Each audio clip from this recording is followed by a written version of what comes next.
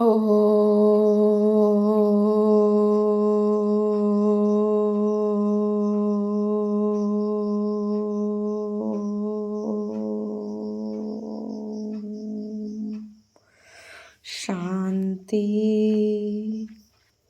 28/9/2024 প্রাতঃমূলি। ওম শান্তি। বাপদাদা মধুবন। আজকের বাপদাদার অমূল্য মহাবাক্য হলো, মিষ্টি বাচ্চারা, যখন তোমরা নম্বর অনুসারে শত প্রধান হয়ে উঠবে তখন ন্যাচারাল ক্যালামিটিস বা বিনাশের ফোর্স বাড়বে। তোমরা যখন নম্বর অনুসারে শতপ্রধান হয়ে উঠবে তখন ন্যাচারাল ক্যালামিটিস বা বিনাশের ফোর্স অর্থাৎ তীব্রতা বাড়বে আর পুরনো দুনিয়ার সমাপ্তি হবে। প্রশ্নে বাবা বলছেন, কোন পুরুষার্থীদের বাবার অবিনাশী উত্তরাধিকার সম্পূর্ণরূপে প্রাপ্ত হয়? উত্তরে বলছেন, সম্পূর্ণ উত্তরাধিকার দিতে হলে প্রথমে বাবাকে নিজের উত্তরাধিকার বানাও। সম্পূর্ণ উত্তরাধিকার দিতে হলে প্রথমে বাবাকে নিজের উত্তরাধিকার বানাও, অর্থাৎ তোমাদের কাছে যা কিছু আছে সে সমস্ত কিছু বাবাকে সমর্পণ করো। বাবাকে নিজের সন্তান বানিয়ে নাও, তবেই সম্পূর্ণ উত্তরাধিকার হতে পারবে। 2, সম্পূর্ণ পবিত্র হও, তবেই তবেই পুরো উত্তরাধিকার প্রাপ্ত হবে। সম্পূর্ণ পবিত্র না হলে সাজা খেয়ে ছোটোখাটো পুরস্কার টুকুরি বাজবে। মোচড় খেয়ে ছোটোখাটো পুরস্কার অর্থাৎ ছোট রুটি প্রাপ্ত হবে। ওম শান্তি। বাচ্চাদের শুধুমাত্র একজনের স্মরণে বসলেই হবে না, 3 জনদের স্মরণে বসতে হবে। যদিও তিনি একজনই, কিন্তু তোমরা জানো যে তিনি যেমন পিতা তেমনই শিক্ষক এবং সদ্গুরু। বাবা পিতা যেমন, টিচার যেমন, শিক্ষক যেমন, সদ্গুরুও তেমন। তিনি আমাদের সবাইকে নিয়ে যেতে এসেছেন। এই নতুন কথা তোমরাই বুঝেছ। বাচ্চারা জানে, ওরা যারা ভক্তি শেখায়, শাস্ত্র শেখায়, তারা সবাই মানুষ। এনাকে তো মানুষ বলা যায় না, তাই না? ইনি হলেন নিরাকার আত্মাদের বসে পড়াচ্ছেন। আত্মা শরীর দ্বারা শুনছে। এই জ্ঞান বুদ্ধিতে থাকা উচিত। এমন তোমরা অসীম জগতের বাবার স্মরণে বসে আছো। অসীম জগতের পিতা বলেন, আত্মারূপী বাচ্চারা, আমাকে স্মরণ করলে তোমাদের পাপ বিনষ্ট হবে। এছাড়া শাস্ত্র ইত্যাদি কোনো কথা নেই। তোমরা জানো বাবা আমাদের রাজযোগ শেখাচ্ছেন। তিনি একজন মহান শিক্ষক। বাবা আমাদের রাজযোগ শেখাচ্ছেন, তিনি একজন মহান শিক্ষক, উচ্চ থেকেও উচ্চতর। সুতরাং পদ উচ্চই প্রাপ্ত করান। যখন তোমরা নম্বর অনুসারে, পুরুষার্থ অনুসারে শতপ্রধান হয়ে উঠবে তখনই আবার লড়াই হবে। প্রাকৃতিক দুর্যোগ আসবে, স্মরণ অবশ্যই করতে হবে। বুদ্ধিতে স্মরণ সম্পূর্ণ জ্ঞান থাকা উচিত। শুধু একবারই বাবা পুরুষোত্তম সঙ্গম যুগে এসে বোঝান, নবনির্মিত দুনিয়ার জন্য ছোট বাচ্চারা বাবাকে স্মরণ করে। তোমরা তো বিচক্ষণ, তোমরা জানো যে বাবাকে স্মরণ করলে বিকর্ম বিনাশ হবে আর উচ্চ পদ প্রাপ্ত করতে পারবে। তোমরা এটাও জানো যে এই লক্ষ্মীনারায়ণ নতুন দুনিয়াতে যে পদ প্রাপ্ত করেছে তা শিব বাবার কাছ থেকেই পেয়েছ। এই লক্ষ্মীনারায়ণই আবার 84 জন্ম পবিত্র পরিক্রমা করে এমন ব্রহ্মা সরস্বতী হয়েছে। এই চক্র 84 জন্ম পরিক্রম করে ব্রহ্মা সরস্বতী হবে, ব্রহ্মা সরস্বতী থেকে আবার লক্ষ্মীনারায়ণ হবে, এরাই আবার লক্ষ্মীনারায়ণ হবে। তো এখন পুরুষার্থ করছে। সৃষ্টির আদি মধ্য অন্তের জ্ঞান তোমাদের কাছে আছে। এখন তোমরা অন্ধশ্রদ্ধা দিয়ে দেবতাদের সামনে মাথা নত করবে না। আগে করতাম তো দেবতাদের সামনে মাথা নত করে মানুষ নিজেকে পতিত বলে প্রমাণ করে। ওরা বলে তুমি সর্বগুণ সম্পন্ন, আমি পাপী ভিখারি, আমার কোনো গুণ নেই। তো তোমরা যাদের মহিমা করতে এখন তোমরা নিজেরাই সেটা হয়ে উঠছো। বাচ্চারা জিজ্ঞাসা করে, বাবা এই শাস্ত্র ইত্যাদি কবে থেকে পড়া শুরু হয়েছে? বাবা বলেন, যখন থেকে রাবণ রাজ্য শুরু হয়েছে। এই সবই হলো ভক্তি মার্গের সামগ্রী। তোমরা এখন এখানে এসে বসেছ, সুতরাং সম্পূর্ণ জ্ঞান বুদ্ধিতে ধারণ হওয়া উচিত। আত্মাই সংস্কার নিয়ে যাবে, জ্ঞানের ভক্তির সংস্কার নিয়ে যাবে না। আত্মা কি সংস্কার নিয়ে যাবে? জ্ঞানের ভক্তি সংস্কার নিয়ে যাবে না। ভক্তি সংস্কার নিয়ে জন্মানো মানুষ পুরনো দুনিয়াতে মানুষের কাছে জন্ম নেবে। এরও প্রয়োজন আছে। তোমাদের বুদ্ধিতে এই জ্ঞানের চক্র ঘোরা উচিত। সাথে সাথে বাবাকেও স্মরণ করা উচিত। উনিই আমাদের পিতা। বাবাকে স্মরণ করলে বিকর্ম বিনাশ হয়ে যাবে। বাবা আমাদের শিক্ষক, সুতরাং ঈশ্বরীয় পাঠ বুদ্ধিতে ধারণ হবে। আর সৃষ্টির চক্রের জ্ঞানও বুদ্ধিতে আছে, যার জন্য তোমরা চক্রবর্তী রাজা হতে পারবে। স্মরণের যাত্রা চলছে। ওম শান্তি। ভক্তি আর ফল বাবাকে বলা হয় ভক্তি আর জ্ঞান বাবাকে বলা হয় জ্ঞানের সাগর। উনি ভক্তি সম্পর্কে সম্পূর্ণ জ্ঞাত, যে ভক্তি কবে থেকে শুরু হয়েছে, কবে সম্পূর্ণ হবে, মানুষ এমন কিছুই জানে না। বাবা এসেই বুঝিয়ে বলেন, সত্যযুগে তোমরা দেবী দেবতা বিশ্বের মালিক ছিলে। এখানে ভক্তির নামটুকুও নেই, একটাও মন্দির ছিল না, সব দেবী দেবতারাই ছিল। পরবর্তী সময়ে যখন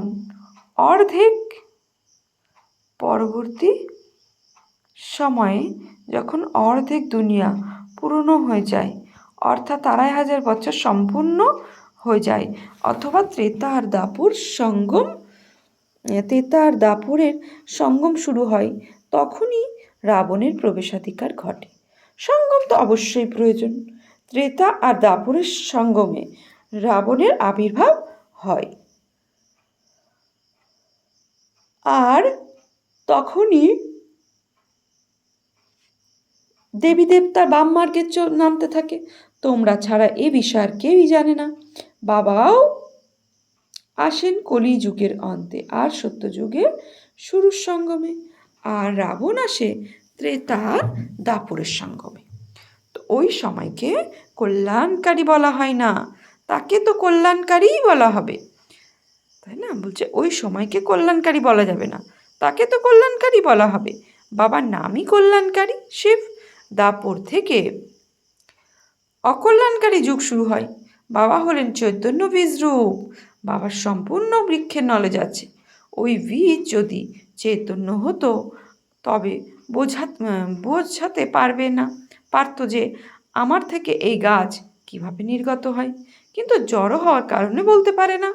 আমরা বুঝতে পারি বীজ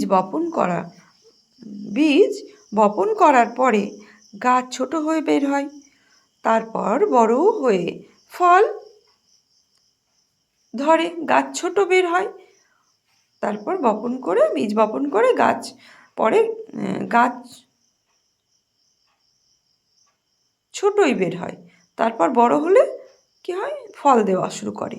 কিন্তু চৈতন্য যিনি, তিনি সব কিছুই বলতে পারেন। দুনিয়াতে দেখো মানুষ আজকাল কত কি করছে, কত কি আবিষ্কার করছে, চাঁদে যাওয়ার চেষ্টা করছে। এই সব কথাই তোমরা এখন শুনছো পরীক্ষা করে দেখানোর জন্য। চাঁদ বস্তুটি প্রকৃতপক্ষে কি সমুদ্রেও চলছে, বলছে সমুদ্রেও চলে যাচ্ছে, পরীক্ষা করছে। কিন্তু অন্ত পাওয়া সম্ভব নয়, শুধু জল আর জল। অ্যারোপ্লেনে চড়ে অনেক উচ্চতায় উঠে যাচ্ছে, তার মধ্যে এতটাই পেট্রোল ঢালা হয় যাতে সে আবার ফিরে আসতে পারে। আকাশ অনন্ত, তাই না? সাগরও অনন্ত। যেমন বাবা অনন্ত জ্ঞানের সাগর, আর সেটা হলো জ্ঞানের জ্বলন্ত, মানে সেটা হলো জ্ঞানের, বাবা বলছেন যেমন বাবা হলেন অনন্ত জ্ঞানের সাগর, আর সেটা হলো জলের অনন্ত সাগর। আকাশতত্ত্ব অনন্ত, ধরিত্রীও অনন্ত, চলতেই থাকো। সাগরের নিচে ধরিত্রী, পাহাড় কার উপরে দাঁড়িয়ে আছে? ধরিত্রীর উপরে। এই ধরিত্রী খনন করলে পাহাড় বেরিয়ে আসে। বাবা পাঁচতত্ত্বের কী করছে? বাবার পাঁচতত্ত্বের মহিমা গায়ন করছে। হ্যাঁ, প্রথমে আকাশ, জল, মাটি। তো বাবা বলছেন তো কত দূরে ধরিত্রী আছে পরমপিতা পরমাত্মা, যিনি অসীম জগতের পিতা, ওনাকে অন্তহীন বলা যাবে না। মানুষ যদিও বলে থাকে ঈশ্বর অন্তহীন, মায়াও অন্তহীন, কিন্তু তোমরা বাচ্চারা জানো যে ঈশ্বর কখনোই অন্তহীন হতে পারে না।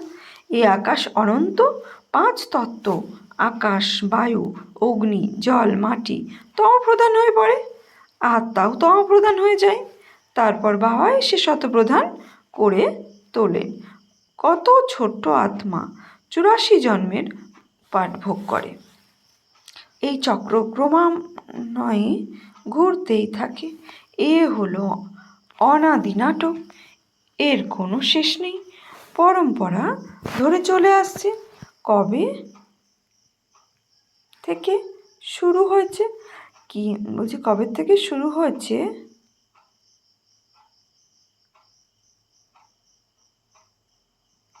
বাবা বলছেন এই অনাদি নাটক কোনো শেষ নেই, পরম্পরা ধরে চলে আসছে। কবে থেকে শুরু হয়েছে জিজ্ঞাসা করলে বলো এর অন্তও আছে। এই সব কথাই বোঝাতে হবে যে কবে থেকে নতুন দুনিয়া শুরু হয়, কিভাবে পুরনো হয়। এই 5000 বছরের চক্র ঘুরতেই থাকে। এখন তোমরা জানো যে ওরা তো নানা গল্প জুড়ে দিয়েছে, শাস্ত্রেও লিখেছে সত্যযুগে 1,00,000 বছর। মানুষ এসব শুনতে শুনতে একেই সত্য বলে স্বীকার করে নিয়েছে।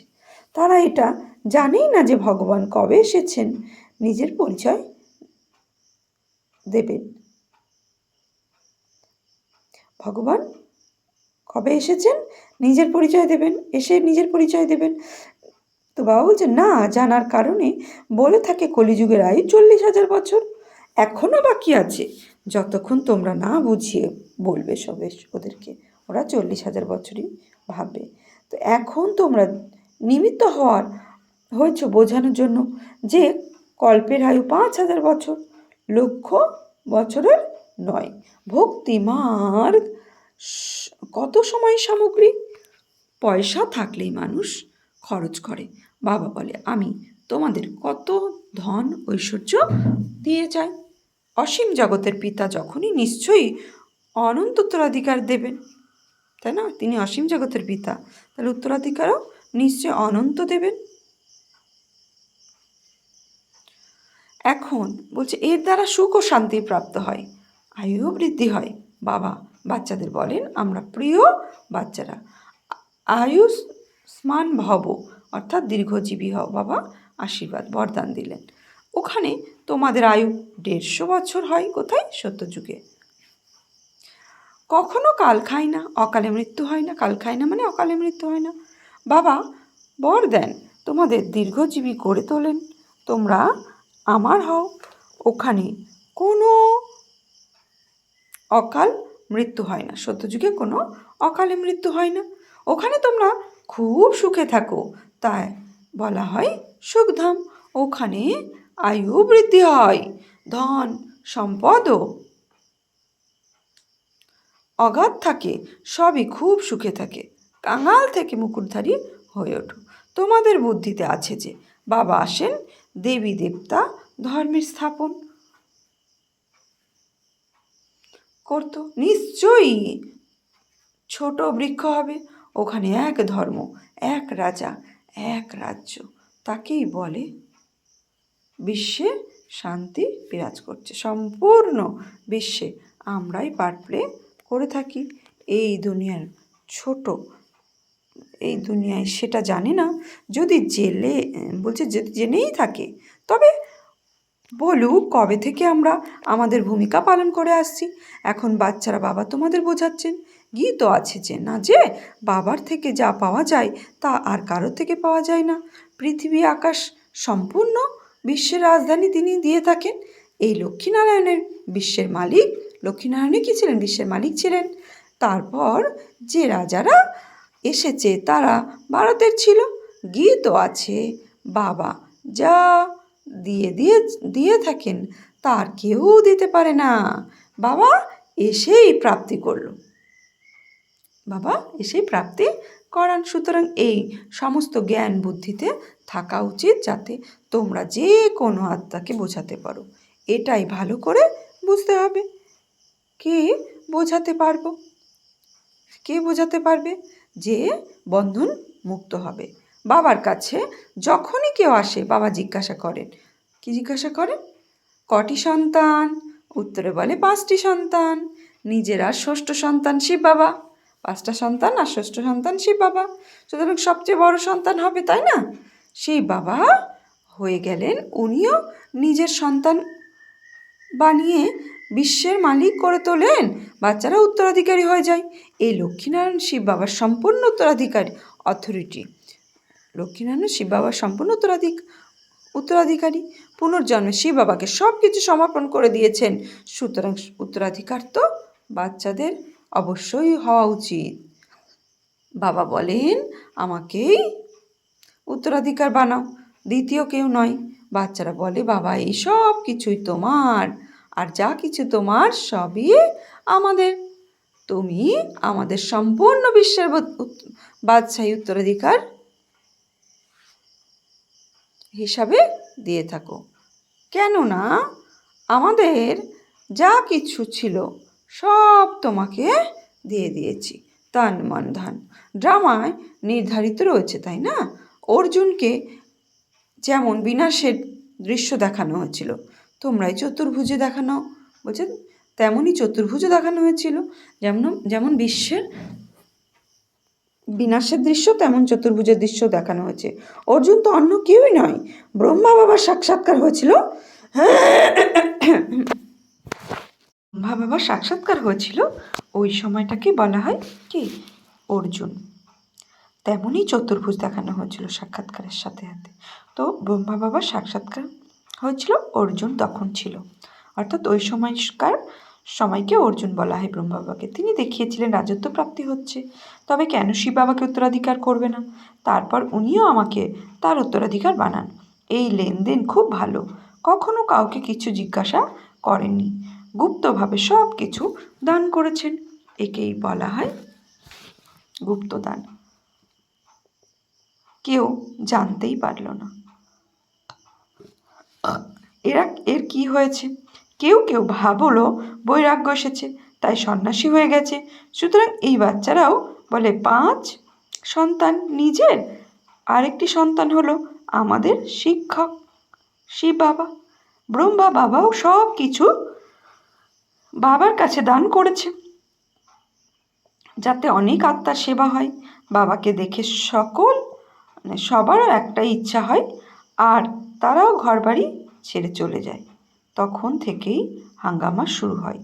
ওরা তা ঘরবাড়ি ছেড়ে চলে আসার মতো সাহস দেখিয়েছে। শাস্ত্রেও সেবা, বাবা কি বলছেন? শাস্ত্রেও লেখা আছে ভাট্টি তৈরি হয়েছিল কেননা তাদের একান্তে থাকা প্রয়োজন ছিল। বাবা ছাড়া আর কেউই যেন স্মরণে না আসে, মিত্র সম্বন্ধী ইত্যাদি কেউ যেন স্মরণে না আসে, কেননা আত্মা পতিত হয়ে গেছে, তাকে পবিত্র হতে হবে। বাবা বলেন গৃহস্থ পরিবারে থেকেও পবিত্র হও। পবিত্র থাকতেই যত বিঘ্ন সৃষ্টি হয়। বলা হয় এই জ্ঞান স্ত্রী পুরুষের মধ্যে বিবাদ সৃষ্টি করে, কেননা একজন যদি পবিত্র হয় আর অপরজন যদি না হয়, তার মাঝামাঝি তার কী হয়, মারামারি লাগে যায়। অনেকেই মার খেয়েছে, কেননা হঠাৎই নতুন কথা বাবা এসে বলেছেন। সবাই অবাক হয়ে গেল, ভাবতে লাগলো কি এমন ঘটছে যে সবাই সেখানে ছুটে ছুটে যাচ্ছে। মানুষের মধ্যে তো বিচক্ষণতা নেই, শুধু বলতো নিশ্চয়ই কোনো শক্তি আছে। এমন তো এর আগে কখনো হয়নি যে নিজের ঘরবাড়ি ছেড়ে ছুটে ছুটে চলে যাচ্ছে। অবিনাশী ড্রামার এসবই শিব বাবার ঈশ্বরীয় কার্যকলাপ। কেউ তো একেবারে খালি হাতেই চলে গেছে। এটা একটা খেলা, ঘর বাড়ি সব ছেড়ে চলে এসেছে। পিছনের আর কিছুই স্মরণে থাকে না, অবশিষ্ট রইল এই শরীর, যার উপরে কাজ করতে হতো। কর্মেন্দ্রিয়কে কন্ট্রোল আনা, সংযমী হওয়া, আত্মাকে স্মরণে যাত্রা দ্বারাই পবিত্র করে তুলতে হবে। তবেই পবিত্র আত্মাকে নিয়ে যেতে পারবে স্বর্গে। অপবিত্র আত্মার ফিরে যেতে হবে স্বর্গে, না বাবাকে, হ্যাঁ, স্বর্গে অপবিত্র আত্মারা ফিরে যেতে পারে না। নিয়ম নেই, মুক্তিধামে যেতে পবিত্রতার প্রয়োজন। পবিত্র থাকার জন্য কত রকম বিঘ্ন আসে। কোনো সৎসঙ্গ ইত্যাদি স্থান যেতে হলে কোনো রকম বাধা নিষেধ থাকে না, যেখানে খুশি চলে যেতে থাকে। এখানে পবিত্রতার কারণে বিঘ্ন আসে, যেখানে খুশি চলে যেতে পারে, আর এখানে পবিত্রতার কারণে বিঘ্ন আসে। এটা তো বোঝা গেছে। পবিত্র হওয়া ছাড়া পরমধামে ফেরা যাবে না। ধর্মরাজের সাজা খেতে হবে, তারপর অল্প স্বল্প পদ প্রাপ্ত হবে। সাজা না খেয়ে গেলে পদও ভালো প্রাপ্তি হবে। সাজা না খেয়ে গেলে পদও ভালো প্রাপ্তি হবে। এই সব কিছুই বোঝার বিষয়। বাবা বলেন, মিষ্টি বাচ্চারা তোমাদের আমরা কাছে বাবা বলেন, মিষ্টি বাচ্চারা তোমাদের আমার কাছে আসতে হবে। এই পুরনো শরীর ছেড়ে পবিত্র আত্মা হতে হবে। তারপর পাঁচতত্ত্ব যখন শতপ্রধান হয়ে যাবে, তখন তোমরাও শতপ্রধান শরীর ধারণ করতে পারবে। সমস্ত কিছু উথাল পাথাল হয়ে নতুন হয়ে যাবে। যেমন বাবা ব্রহ্মা বাবার মধ্যে বসেছেন, তেমনি আত্মাও কোনো কেউ ছাড়াই গর্ভমহলে প্রবেশ করবে। তারপর যখন সময় হবে বাইরে বেরিয়ে আসবে, ঠিক যেন সব কিছুই আলোর মতো, কেননা আত্মা পবিত্র। এই সব কিছুই ড্রামায় নির্ধারিত। আচ্ছা, মিষ্টি মিষ্টি হারানিধি বাচ্চাদের প্রতি মাতা পিতা বাপদাদার স্মরণে স্নেহ সম্মান আর সুপ্রভাত। আত্মাদের পিতা তার আত্মারূপী বাচ্চাদের জানাচ্ছি নমস্কার। আমরা আত্মারূপী বাচ্চারা আত্মারূপী বাপদাদাকে জানাচ্ছি নমস্কার, সুপ্রভাত, ধন্যবাদ। ধারণার জন্য মুখ্য সার, আত্মাকে পবিত্র করে তোলার জন্য একান্তে ভাট্টিতে যোগযুক্ত হতে হবে। এক, বাবা ছাড়া দ্বিতীয় কোনো মিত্র সম্বন্ধে যেন স্মরণে না আসে। 2, বুদ্ধিতে সম্পূর্ণ জ্ঞান ধারণ করে বন্ধনমুক্ত হয়ে অন্যদের সার্ভিস করতে হবে। বাবার সাথে প্রকৃত লেনদেন করা উচিত। যেমন বাবা সব কিছু গুপ্তভাবে করেছেন, তেমনি গুপ্তভাবে দান করতে হবে। বরদান, মায়ার ভয়ঙ্কর রূপের খেলাকে সাক্ষী হয়ে দেখে মায়াজিৎ ভব। মায়ার ভয়ঙ্কর রূপের খেলাকে সাক্ষী হয়ে দেখে মায়াজিৎ ভব। মায়াকে ওয়েলকাম যারা করে, তারা মায়ার ভয়ঙ্কর রূপকে দেখে ঘাবড়ে যায় না। সাক্ষী হয়ে খেলা দেখতে মজা আসে, কেননা মায়ার বাইরের রূপের বাঘের মতো হলো, তার ভিতরের মধ্যে কোনো শক্তি নেই। শক্তি বিড়ালের মধ্যেও নেই। তার মধ্যে শক্তি বিড়ালের মতোও নেই। শুধুমাত্র তোমরা ঘাবড়ে গিয়ে তাকে বড় বানিয়ে দাও, কি করব, কিভাবে হবে। কিন্তু এই পাঠ স্মরণে রাখো, যেটা হচ্ছে সেটা ভালোই হচ্ছে, যেটা হতে চলেছে সেটা আরও ভালো হবে। সাক্ষী হয়ে খেলা দেখো তো মায়াজিৎ হয়ে যাবে। স্লোগান, যে সহনশীল হয় সে কারোর ভাব স্বভাবে উত্তেজিত হয় না। ব্যর্থ কথা এক কান দিয়ে শুনে অন্য কান দিয়ে বের করে দেয়। তো আমি সহনশীল যুক্ত আত্মা আজকের সমান। ওম শান্তি।